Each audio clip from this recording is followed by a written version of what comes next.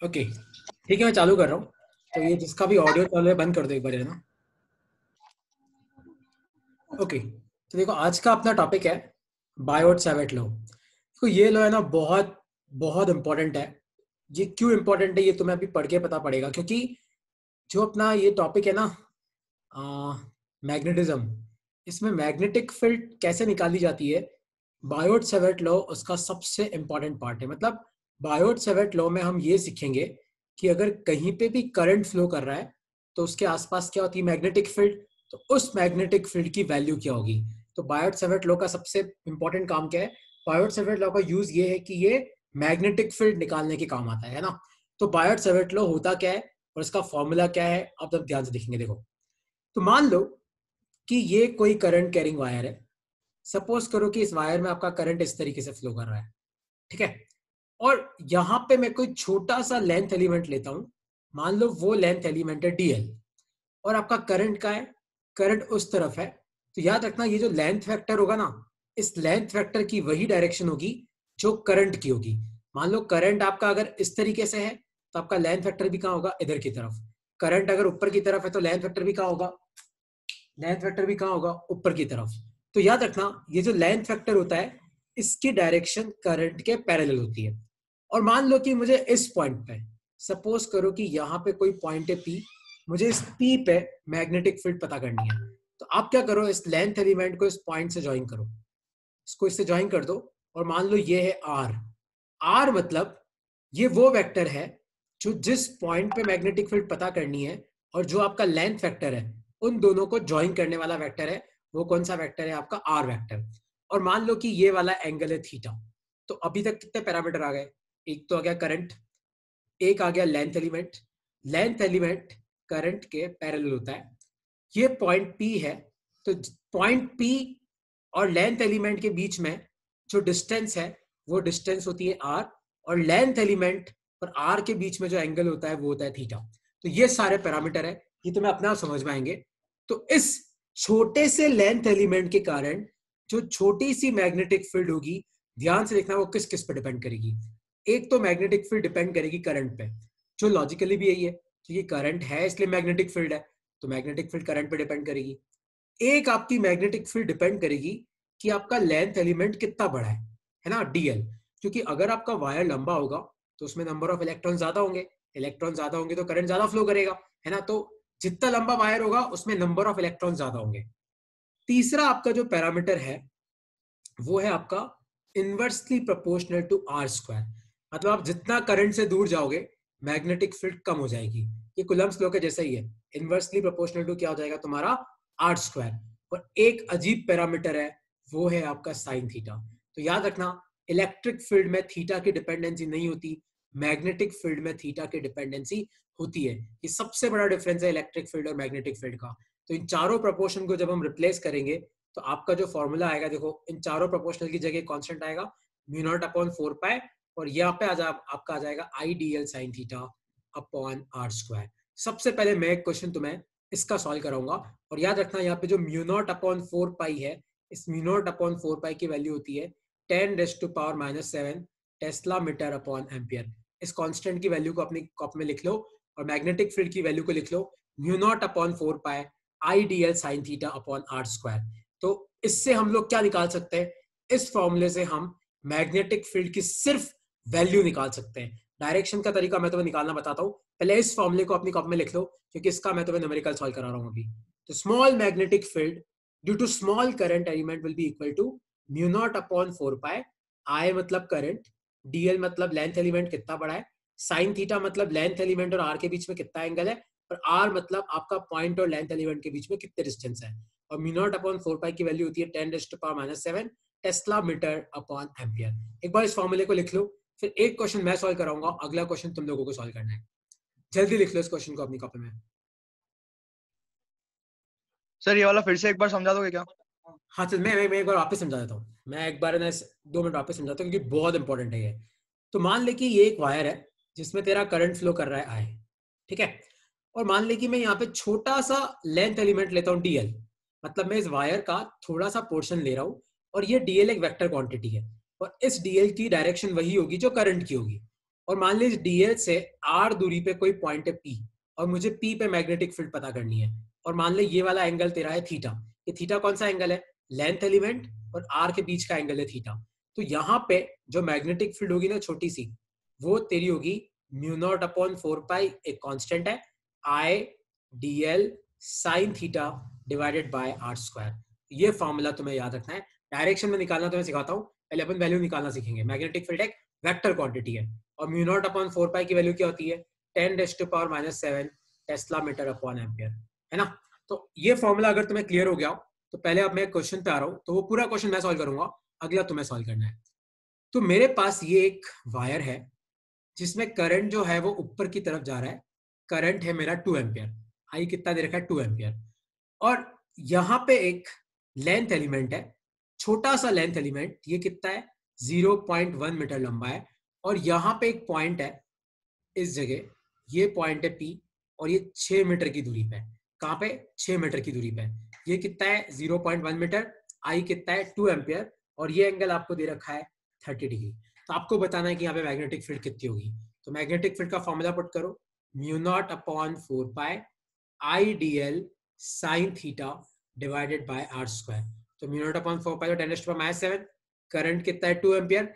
Length element की value कितनी है? 0.1। साइन 30 कितना होता है? हाफ। नीचे डिवाइडेड बाय आर का स्क्वायर, मतलब क्या आ जाएगा? 6 का स्क्वायर। और ये आपका आंसर किस में आएगा? ये आपका आंसर आएगा टेस्ला में। तो इस तरीके से हम लोग इस फॉर्मूले को यूज करते हैं ना। इस फॉर्मूले के और भी वेरिएंट्स हैं, अब पहले उस पर बाद में आएंगे, बस पहले एक क्वेश्चन तुम लोगों को सॉल्व करना है ना। तो किस तरीके से वैल्यू पुट करते देख लो, खाली समझ लो, और अब अगला क्वेश्चन तुम लोगों को सॉल्व करना है ना। सब लोग सॉल्व करके चैट बॉक्स में आंसर करके बोलेगा नहीं। तो ये आपका एक वायर है जिसमें करंट जा रहा है पीछे की तरफ। करंट की वैल्यू है 6 एम्पियर। यहाँ पे एक छोटा सा लेंथ एलिमेंट है, ये है आपका 0.01 मीटर का। और यहाँ पे आपका एक पॉइंट है इस जगह, इससे कितनी दूरी पे? यहाँ पे आपका पॉइंट है, ये है आपका 8 मीटर की दूरी पे। कितनी दूरी पे? 8 मीटर की दूरी पे। और आपको ये वाला एंगल क्या दे रखा है? ये वाला एंगल आपको दे रखा है 30 डिग्री। तो आपको बताना है कि इस पॉइंट पे जो मैग्नेटिक फील्ड है उसकी वैल्यू क्या होगी। किसके कारण? इस छोटे से लेंथ एलिमेंट के कारण। इस छोटे से लेंथ एलिमेंट के कारण इस पॉइंट पे आपकी मैग्नेटिक फील्ड की वैल्यू क्या होगी? सोचो सब, क्या होगा इसका answer? Length element 0.01 metre, current दे रखा है 6 एम्पियर।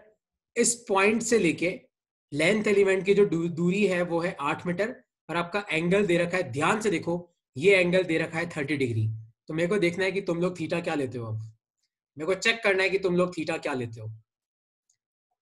नहीं, 60 डिग्री क्यों लेंगे? 60 तो कहीं सीन में भी नहीं है यहाँ पे। सोचो, dB equal to mu naught upon 4 pi I D L sine theta divided by R square. तो मेरा क्वेश्चन है कि यहाँ पे तुम थीटा की वैल्यू क्या लेते हो, मैं चेक करता हूँ। क्योंकि म्यू नॉट अपॉन 4 पाई तो यार तुम लोगों को पता है कि ये होता है 10⁻⁷। करंट भी तुम लोगों को दिख ही रहा है, करंट भी हो जाएगा 6 एम्पियर। छोटा सा लेंथ एलिमेंट दिख ही रहा है 0.01। आर भी तुम लोगों को दिख ही रहा है 8। बचा साइन थीटा। साइन थीटा क्या होता है? थीटा मतलब लेंथ एलिमेंट और आर के बीच का एंगल कितना है ना। तो आपका लेंथ एलिमेंट क्या होता है? जहां पे करंट है वहां पे लेंथ एलिमेंट है, तो डीएल उधर होगा, और आपका आर का है, आपका आर है इधर। तो ये वाला एंगल अगर 30 डिग्री है, तो ये वाला एंगल कितना हो जाएगा? 150 डिग्री। आया समझ में? तो ये कितना आएगा? साइन 150, है ना। लेकिन इससे वैल्यू पे फर्क नहीं पड़ेगा। द रीजन बीइंग कि I think sine pi minus theta आपका साइन थीटा ही होता है ना, तो इसलिए वैल्यू पे आपका कोई फर्क नहीं पड़ने वाला है। वरना इस तरीके से इस क्वेश्चन को सॉल्व करते हैं। किसी को कोई डाउट है इसमें अब तक तो पूछ लो, नहीं तो अभी तक सिर्फ वैल्यू निकालना सीखी है, डायरेक्शन निकालना हम लोगों ने नहीं सीखी है। अब मैं तुम लोगों को डायरेक्शन निकालना सिखा रहा हूं, ठीक है। तो लिखो अपनी कॉपी में वेक्टर फॉर्म ऑफ बायोट-सैवर्ट्स लॉ। तो ये बहुत इंपॉर्टेंट है। तो अपनी जो मैग्नेटिक फील्ड है इसका फॉर्मूला क्या आया था, याद है? Mu naught upon 4 pi I D L sine theta upon R square. आप क्या करो, इस इक्वेशन में ऊपर और नीचे दोनों तरफ आर से मल्टीप्लाई करो, तो ये हो जाएगा mu naught upon 4 pi I D L R sine theta, और नीचे क्या आ जाएगा? R cube. और इसको अगर तुम सॉल्व करोगे तो इसको हम लिखेंगे म्यू नॉट अपॉन 4 पाई। याद रखो, डीएल भी आपका एक वेक्टर था, आर भी आपका एक वेक्टर है, डिस्प्लेसमेंट वेक्टर, इनके बीच में एंगल थीटा है, तो इसको हम लिख सकते हैं आई, और ये आ जाएगा DL cross R divided by R cube. तो यहाँ पे तुम मैग्नेटिक फील्ड के ऊपर भी क्या लगा सकते हो, वेक्टर का सिंबल। इसको लिख लो, इस फॉर्मूले को अपनी कॉपी में लिख लो, mu naught upon 4 pi I DL cross R divided by R cube. याद रखना, इसको आर क्रॉस डीएल मत कर देना, इसको आर क्रॉस डीएल मत कर देना, ये डीएल क्रॉस आर होगा। क्रॉस प्रोडक्ट में ए क्रॉस बी और बी क्रॉस ए बराबर नहीं होते, एक दूसरे के नेगेटिव होते हैं। तो फॉर्मूला क्या है, mu naught upon 4 pi I DL cross R divided by R cube. नीचे वाला जो आर है ना, इसका मतलब सिर्फ आर की वैल्यू है, लेकिन ऊपर वाला जो आर है इसका मतलब आर वेक्टर, और ये क्या हो जाएगा, डीएल वेक्टर। मैं तुम्हें लिखना सिखाऊंगा कि लिखते कैसे हैं डीएल वेक्टर और आर वेक्टर। पहले लिख लो इसको अपनी कॉपी में एक बार, इस फॉर्मूले को लिख लो, फिर मैं तुम्हें ये सारी चीजें निकालना सिखाता हूँ, क्योंकि ये ट्रिकी है। सर एक और बार समझा दो ना। बस देख विमन, यहाँ पे फॉर्मूला लिखा हुआ है mu naught upon 4 pi I DL sine theta by R square, इसके तो हम न्यूमेरिकल कर चुके हैं। फिर ऊपर भी आर से मल्टीप्लाई कर, नीचे भी आर से मल्टीप्लाई कर, ठीक है। तो ऊपर क्या हो जाएगा, mu naught upon 4 pi I DL are sine theta, और नीचे आर स्क्वायर इंटू आर क्या हो जाएगा तेरा, आर क्यूब। तो मैंने इस फॉर्मूले को यूज किया कि ए क्रॉस बी किसके बराबर होता है, magnitude of A magnitude of B sine theta, इसके बराबर होता है। तो मैंने डीएल आर साइन थीटा की जगह लिखा डीएल क्रॉस आर, ठीक है। ये वेक्टर फॉर्म ऑफ बायोट-सैवर्ट्स लॉ है, इसको अपनी कॉपी में लिख लो, फिर मैं तुम्हें इसके क्वेश्चन सॉल्व करना सिखाता हूं। कोई डाउट है किसी को इसमें, इसको लिख लो अपनी कॉपी में, फिर मैं आ रहा हूं इस चीज पे। तो ध्यान से देखो, एक सिंपल क्वेश्चन पहले हम सॉल्व करेंगे। तो ये मेरे पास एक करंट कैरिंग वायर है, जिसमें करंट दे रखा है 6 एम्पियर, ठीक है। यहां पे एक छोटा सा लेंथ एलिमेंट है 0.02 मीटर, और आपका यहां पे इस जगह एक पॉइंट है, यहां से 2 मीटर की दूरी पे, इस जगह आपको बताना है कि इस पॉइंट पे इस लेंथ एलिमेंट के कारण कितनी मैग्नेटिक फील्ड होगी। सबसे पहले आप मैग्नेटिक फील्ड का फॉर्मूला लिखो, तो म्यू नॉट अपॉन 4 पाई आई, ब्रैकेट में आ जाएगा डीएल क्रॉस आर, नीचे डिवीजन में आ जाएगा आर क्यूब। अब सारी वैल्यू ढूंढते हैं। देखो म्यू नॉट अपॉन 4 पाई तो है अपने पास, तो ये कितना आ जाएगा 10⁻⁻⁷। करंट भी कितना है 6 एम्पियर। अब डीएल की अगर मैं बात करूं, तो लेंथ एलिमेंट देखो कितना होगा, लेंथ कितनी है 0.02, और लेंथ एलिमेंट की डायरेक्शन वही लेते जो करंट है, करंट उधर है, तो लेंथ एलिमेंट क्या आ जाएगा आई कैप। उसी तरीके से आर, ध्यान से देखो ये आर वेक्टर इस तरीके से, मतलब एकदम स्ट्रेट है, तो इसको अपन क्या लिख सकते हैं 2j कैप। अगर यही नीचे की तरफ होता, मतलब इस तरीके से होता, तो मैं क्या लिखता -2j कैप, है ना। तो ये आर वेक्टर है अपना ऊपर की तरफ 2j कैप, और आर की वैल्यू कितनी है, आर की वैल्यू है 2, तो यहाँ पे सारी वैल्यू पुट करो, तो 0.02 आई कैप क्रॉस 2j कैप, और नीचे आ जाएगा आर का क्यूब, मतलब नीचे क्या आ जाएगा 2 का क्यूब, और आई क्रॉस जे क्या होता है, आई क्रॉस जे होता है के, ताकि मैग्नेटिक फील्ड की डायरेक्शन क्या आएगी के कैप। ऐसा यूनिट क्या होती है टेस्ला, और इसको तुम सॉल्व कर लेना। किसी को कोई भी डाउट है मैंने ये वेक्टर फॉर्म कैसे यूज किया, क्योंकि अगला क्वेश्चन तुम लोगों को सॉल्व करना है, वो मुझे फाइनल आंसर तक लेके जाना है तुम लोगों को। किसी को कोई भी डाउट है इस क्वेश्चन को मैंने कैसे सॉल्व किया, सारी वैल्यू पे ध्यान दो, हर वैल्यू को निकालने पे ध्यान दो। पहले फॉर्मूला लिख दो, उसके बाद जो जो वैल्यू है पुट कर दो, जो नहीं है उसको निकालने पे ध्यान दो, सिंपल सी चीज है। कोई डाउट है इसमें तो पूछ लो, क्योंकि अगला न्यूमेरिकल तुम्हें करना है, ये लिखने की जरूरत नहीं है तुम्हें, है ना, ये अगला न्यूमेरिकल तुम्हें करना है ऐसे भी। ओके, अगर तुम्हें समझ में आ गया तब ये क्वेश्चन है। तो क्वेश्चन है ये कि ये एक करंट कैरिंग वायर है, इसमें करंट ऊपर की तरफ जा रहा है 4 एम्पियर, यहाँ पे एक लेंथ एलिमेंट है 0.01 मीटर का, और इस जगह एक पॉइंट है यहाँ पे, और वो यहाँ से 6 मीटर की दूरी पे। कितने मीटर की दूरी पे, 6 मीटर की दूरी पे। तो आपको बताना है कि इस छोटे से लेंथ एलिमेंट के कारण मेरी छोटी सी मैग्नेटिक फील्ड कितनी होगी इस पॉइंट पे। सब लोग ट्राई करो, कितना आएगा इसका आंसर बताओ मुझे, सब जल्दी सब लोग ट्राई करो अपनी कॉपी में, साथ साथ करो। और ना इलेक्ट्रोस्टैटिक्स, करंट इलेक्ट्रिसिटी और मैग्नेटिज्म, वैसे पहले 3 चैप्टर के नोट्स मैं तुम लोगों को भेज चुका हूँ, अगर किसी के पास नहीं हो तो मुझे मैसेज करना, मैं फॉरवर्ड कर दूंगा। नोट्स साथ साथ लिखते रहना, कोई डाउट हो तो पूछते रहना, है ना। जिसके पास भी नोट्स नहीं है प्लीज मुझे बोल दो, मैं तुम सबको नोट्स भेज दूंगा, क्योंकि ये तो मैं पढ़ा रहा हूँ तुम्हें, तुम्हारे पास लिखित भी सब कुछ होना चाहिए, ठीक है। जब भी ये सब ओपन होगा या कुछ होगा, मैं तुम सबको प्रिंट आउट दे दूंगा नोट्स का, तो वैसे भी है ना। इसको लिखो, करो, कितना आ रहा है सॉल्व करो।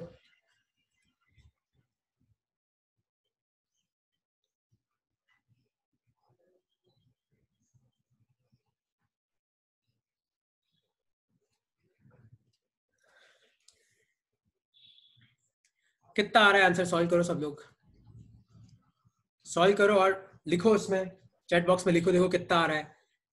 करो साथ साथ करो मेरे, क्योंकि अगला क्वेश्चन तुम ये नहीं कर पाओगे तो अगला तुमसे नहीं हो पाएगा।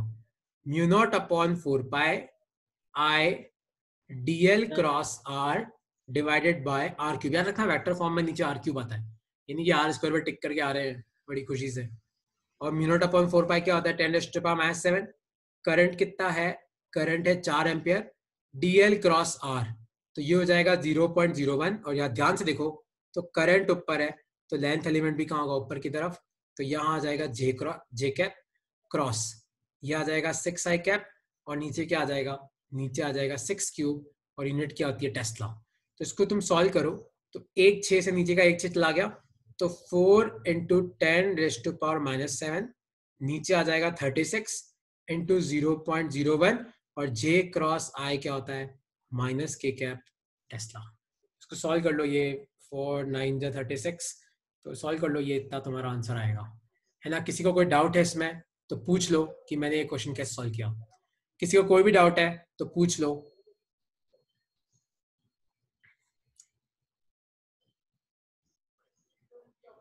खुश ने आंसर तो दिया है, लेकिन इसमें 0.01 नजर नहीं आ रहा है मुझे। ये 0.01 आपके आंसर में ये नजर नहीं आ रहा है, चेक करो एक बार। सबको समझ में आया? ये देखो, बेसिकली मेरा एम ये था कि तुम्हें मैं बायोट-सैवर्ट्स लॉ यूज करना सिखाऊं। किसी को कोई डाउट है इसमें तो पूछ लो, कोई भी डाउट है तो क्लियर कर लो, नहीं तो अगला क्वेश्चन सॉल्व करेंगे फिर हम। ठीक है, कोई डाउट नहीं है तो इस क्वेश्चन को तुम लोग ध्यान से देखो, फिर अगला तुम्हें ही करना है। मान लो कि करंट की वैल्यू है 10 एम्पियर, और ये मेरा कोई लेंथ एलिमेंट है यहाँ पे, और ये लेंथ एलिमेंट है मेरा 0.01 मीटर लंबा है। पर ये जो लेंथ एलिमेंट है ना, ये वाला, ये इस तरफ है, और यहाँ पे एक पॉइंट है इस जगह, ये वाला पॉइंट है 4,2, और ये जो मेरा लेंथ एलिमेंट है ना, ये आपका है 1,0 पे। तो आपको बताना है कि अब यहाँ पे मैग्नेटिक फील्ड क्या होगी, इस पॉइंट पे क्या होगी, इस पॉइंट पे मैग्नेटिक फील्ड कितनी होगी, आपको ये बताना है। अब इस क्वेश्चन को कैसे करते हैं, अब सब ध्यान से सुनना, है ना। तो अब इतना स्ट्रेट क्वेश्चन नहीं है, लेंथ एलिमेंट 0.01 मीटर है, 1,0 पे लेंथ एलिमेंट है, आपको 4,2 पे मैग्नेटिक फील्ड पता करनी है, करंट 10 एम्पियर है। सबसे पहले अपनी कॉपी में वेक्टर फॉर्म पुट करो, तो छोटी सी मैग्नेटिक फील्ड का फॉर्मूला क्या होगा? Mu naught upon 4 pi I DL cross R divided by R cube. अब जो जो वैल्यू है पहले अपन वो लिखते जाते हैं, क्या क्या है अपने पास, ताकि उसकी टेंशन खत्म हो जाएगी। ये है, ये कितना है? 10⁻⁻⁷। करंट, करंट भी कितना है? करंट है 10 एम्पियर। अब बात करते हैं डीएल की, डीएल भी यही है। डीएल में क्या दिक्कत है? डीएल तो है ही है 0.01 आई कैप, क्योंकि करंट इधर है तो लेंथ एलिमेंट भी उधर है। दिक्कत किसकी है? आर वेक्टर की। तो ध्यान से देखो आर वेक्टर कैसे निकालते हैं। जिस पॉइंट पे मैग्नेटिक फील्ड निकालनी है ना, आप उसका कोऑर्डिनेट लिखो, माइनस जहां पे लेंथ एलिमेंट है वहां का कोऑर्डिनेट लिखो, तो आई कैप प्लस 0 जे कैप। तो ये कितना आ जाएगा? 4 में से 1 गया तो 3 आई कैप प्लस 2 जे कैप। ये आ गया आर। समझ में आया? इस केस में हम लोग आर कैसे निकालते हैं, ऐसे क्वेश्चंस में हम लोग आर इस तरीके से निकालते हैं। और नीचे वाले आर का मतलब है कि इसका मैग्नीट्यूड क्या है, तो मैग्नीट्यूड क्या हो जाएगा? आई के साथ 3 तो 3 का स्क्वायर 9, जे के साथ 2 तो 2 का स्क्वायर 4, तो ये कितना आ गया? √13। तो अपना आर भी आ गया और अपना आर वेक्टर भी आ गया। आया समझ में? तो आर कैसे निकालना है ऐसे क्वेश्चन में? Final position minus initial position.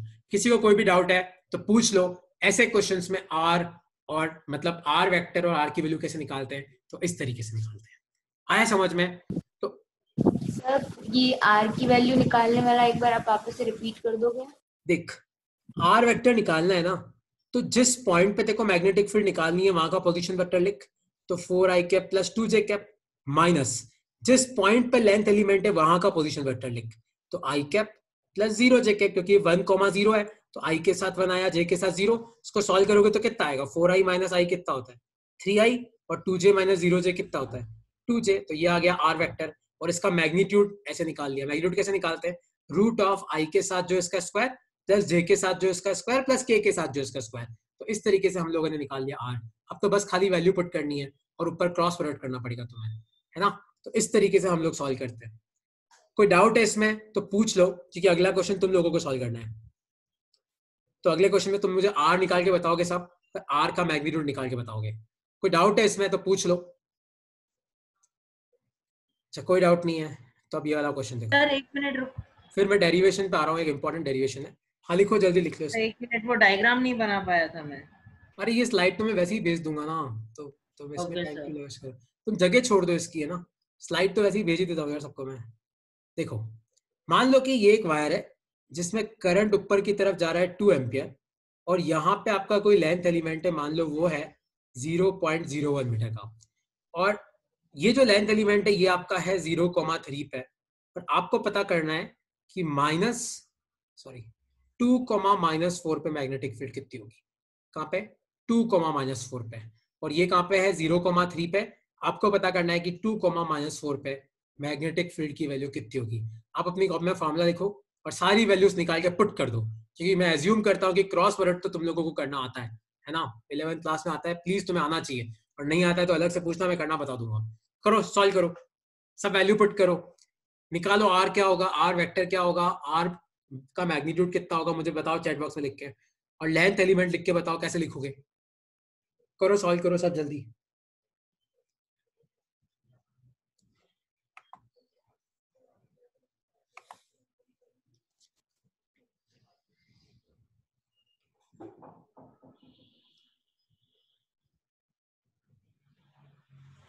उसके बाद आज 2 इंपॉर्टेंट डेरिवेशंस भी हैं, जल्दी कर लो इसको ताकि मैं डेरिवेशन पे आऊंगा फिर।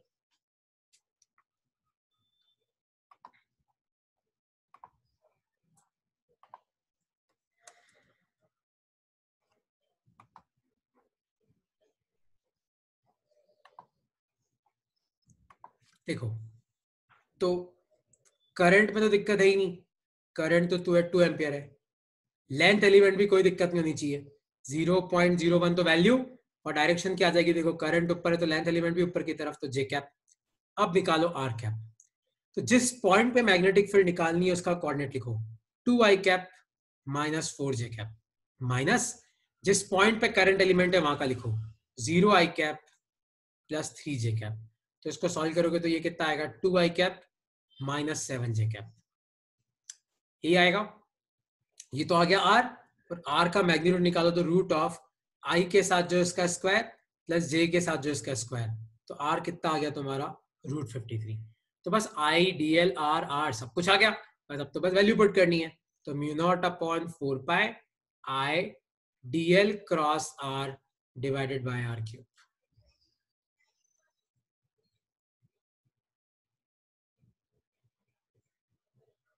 कोई डाउट है इसमें तो क्लियर कर लो, नहीं तो मैं आगे डेरिवेशन पे आता हूँ, क्योंकि ऐसे क्वेश्चन मैं तुम्हें भेजूंगा, इवन अपनी बुक के सॉल्व एग्जांपल में भी ऐसे क्वेश्चंस हैं। प्लीज बुक खोलना, अगर हो तो, नहीं हो तो डाउनलोड करना, ऐसे सॉल्व एग्जांपल बुक में भी बहुत है ना।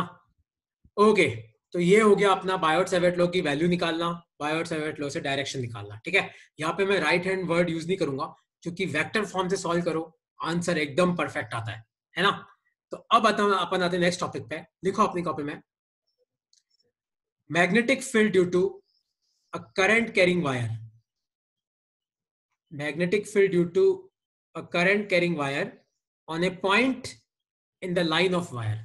तो मान लो कि ये कोई करंट कैरिंग वायर है जिसमें करंट है I, ठीक है, और मैं पूछूं कि इस पॉइंट पे मैग्नेटिक फील्ड कितनी होगी, किस पॉइंट पे, उस पॉइंट पे मैग्नेटिक फील्ड कितनी होगी जो कहां पे है। मान लो इस करंट कैरिंग वायर को मैं एक्सटेंड करता हूं और मैं पूछता हूं कि इस वायर के कारण इस P पे कितनी मैग्नेटिक फील्ड होगी। अब सब ध्यान से देखना, मान लो कि मैं यहां पे कोई छोटा सा लेंथ एलिमेंट लेता हूं dl, और इस लेंथ एलिमेंट को इस पॉइंट से ज्वाइन करता हूं, तो ध्यान से देखो आपका r वेक्टर जो है वो उस तरफ है, और आपका जो लेंथ वेक्टर है वो भी उस तरफ है, तो थीटा कितना हो जाएगा 0 डिग्री। अगर थीटा 0 डिग्री तो मैग्नेटिक फील्ड भी कितनी होगी 0। उसी तरीके से अगर ये पॉइंट मान लो यहां पे होता पीछे की तरफ, तो हम क्या करते, तो आर वेक्टर कहां होता उधर की तरफ, तो इस केस में आर वेक्टर तो हो जाता पीछे की तरफ, आर वेक्टर पीछे की तरफ और लेंथ वेक्टर आगे की तरफ। इस केस में आपका थीटा कितना आता 180 डिग्री, लेकिन है क्या कि साइन 180 भी क्या होता है 0, तो इस केस में भी मैग्नेटिक फील्ड कितनी आती 0। तो कंसेप्ट क्या याद रखना है, कंसेप्ट ये याद रखना है कि अगर आपके वायर के लाइन में कोई पॉइंट है, मतलब अगर वो जो पॉइंट है वो वायर को अगर मैं एक्सटेंड करूं और उस पॉइंट से पास करती है वो लाइन, तो उस पॉइंट पे मैग्नेटिक फील्ड की वैल्यू क्या होती है? उस पॉइंट पे मैग्नेटिक फील्ड की वैल्यू होती है 0। इसके कारण यहाँ पे या फिर पीछे की तरफ दोनों तरफ मैग्नेटिक फील्ड क्या आएगी? 0। तो अगर ये 1 मार्कर क्वेश्चन के लिए इंपॉर्टेंट है, अगर ये आता है तो आपको क्या लिखना है? आपको खाली इतना लिखना है कि सिंस थीटा 0 है इसलिए मैग्नेटिक फील्ड क्या है? 0। तो ना एक इसका क्वेश्चन बहुत ही अजीबोगरीब आता है ये कि ये करंट कैरिंग वायर है आई, ये एक करंट कैरिंग वायर है आई, और ये दोनों जहां मीट कर रहे हैं, बताओ यहाँ पे मैग्नेटिक फील्ड की वैल्यू क्या होगी? सोचो क्या होगी यहाँ पे मैग्नेटिक फील्ड की वैल्यू? ये करंट कैरिंग वायर आए जिसमें करंट ऊपर जा रहा है, एक करंट कैरिंग वायर आए जिसमें करंट उधर जा रहा है। आपको बताना है इस पॉइंट पे मैग्नेटिक फील्ड की वैल्यू क्या होगी? इस पॉइंट पे मैग्नेटिक फील्ड की वैल्यू क्या होगी? 0। क्यों 0 होगी? क्योंकि ये जो पॉइंट है ये इस करंट के भी पॉइंट लाइन में आ रहा है और इस करंट के भी लाइन में आ रहा है ना? तो अगर आपका पॉइंट वायर के ऊपर हो या वायर की लाइन में हो, सब जगह आपकी मैग्नेटिक फील्ड की वैल्यू क्या होती है? सब जगह आपकी मैग्नेटिक फील्ड की वैल्यू होती है 0, है ना? तो इस कंसेप्ट को तुम्हें याद रखना है, ठीक है? और आज का लास्ट डेरिवेशन अब मैं करा रहा हूं तुम्हें, तो आप सब ध्यान से देखना उसको।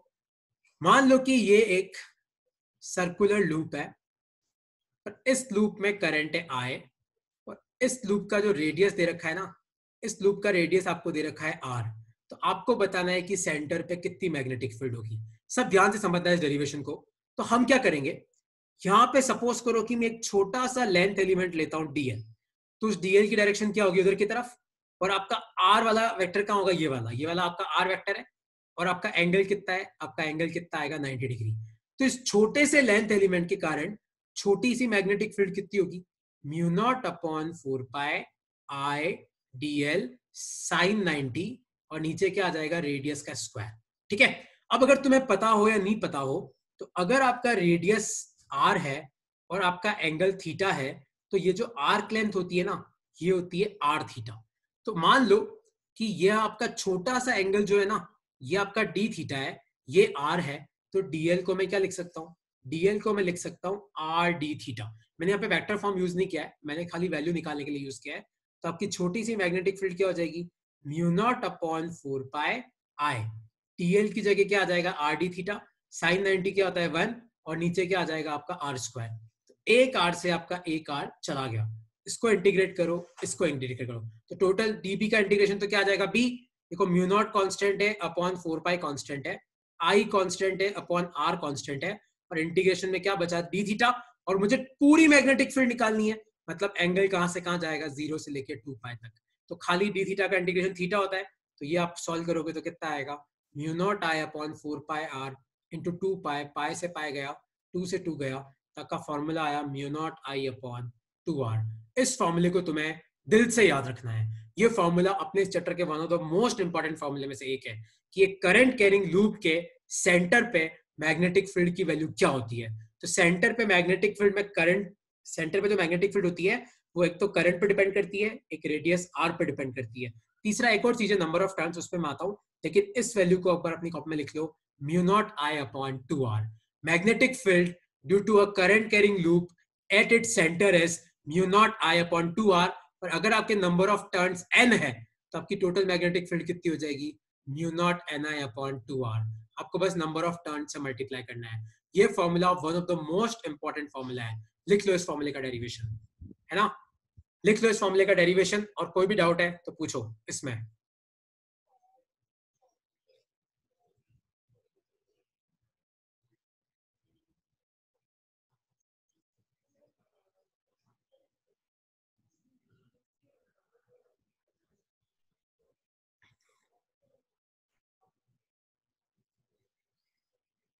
कोई भी डाउट है तो इसमें पूछ लो।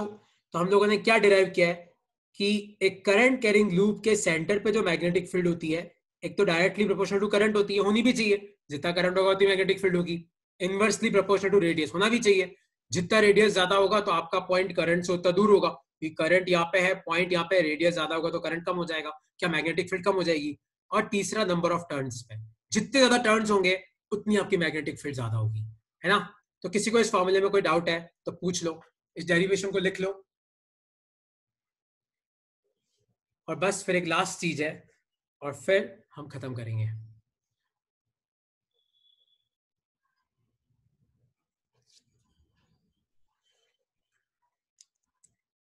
ये फॉर्मूला प्लीज याद रखना, म्यू नॉट एन आई अपॉन 2r, है ना।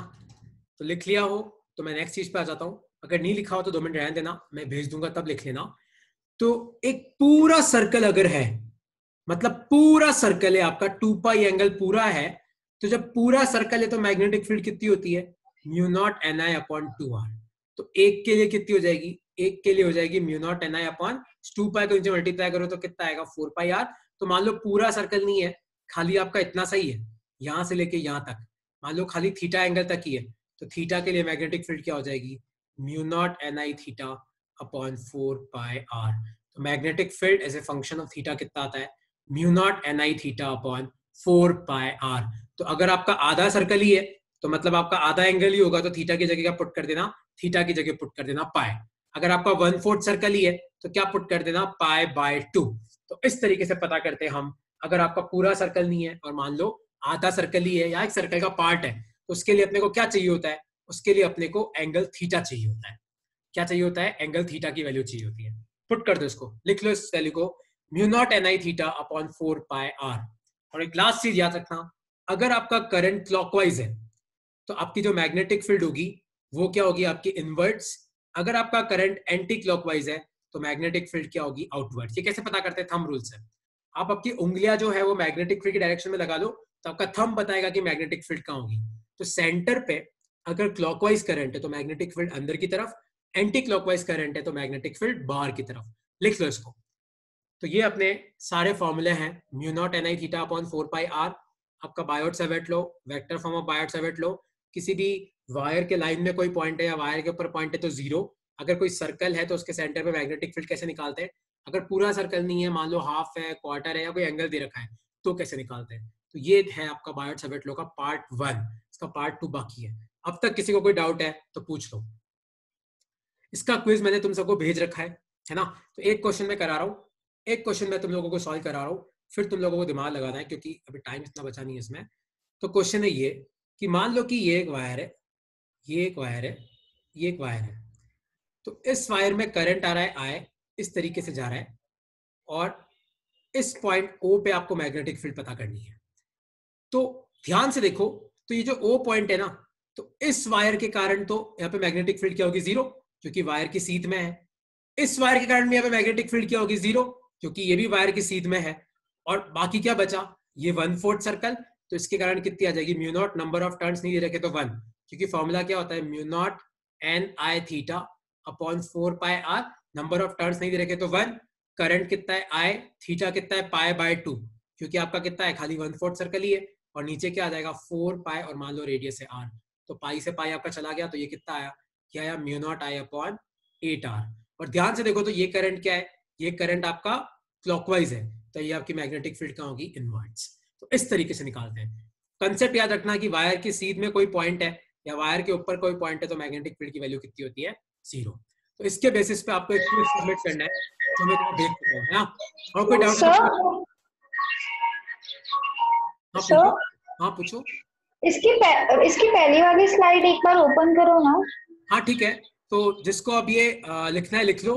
क्लास में क्विज तुम्हें भेज चुका हूँ, वापस तुम्हें रीसेंड कर रहा हूँ आज एक नया क्विज, वो तुम्हें सबमिट करना है। कोई डाउट है तो पूछ लो, वरना आप मीटिंग लीव कर सकते हो, है ना। कोई डाउट है तो पूछ लो, क्योंकि 2-3 मिनट बाकी है, वरना आप मीटिंग लीव कर सकते हो। Thank you sir. Okay bye bye. Sir हाँ पूछो। सर जो है ना, अभी आप पढ़ा रहे हो कि मतलब जो अभी करंट कैरिंग लूप है, तो फिर वो करंट है तो उसमें इलेक्ट्रॉन्स तो मूव कर ही रहे हैं। हाँ कर रहे हैं। तो अगर ऐसे कोई न्यूमेरिकल आए जिसमें करंट मतलब कोई भी चार्ज या मूविंग चार्ज है, तो भी फॉर्मूलाज तो सेम ही लगेंगे ना। हाँ हाँ मैं तो उस क्वेश्चन की बात कर रही जो मैंने दिया था।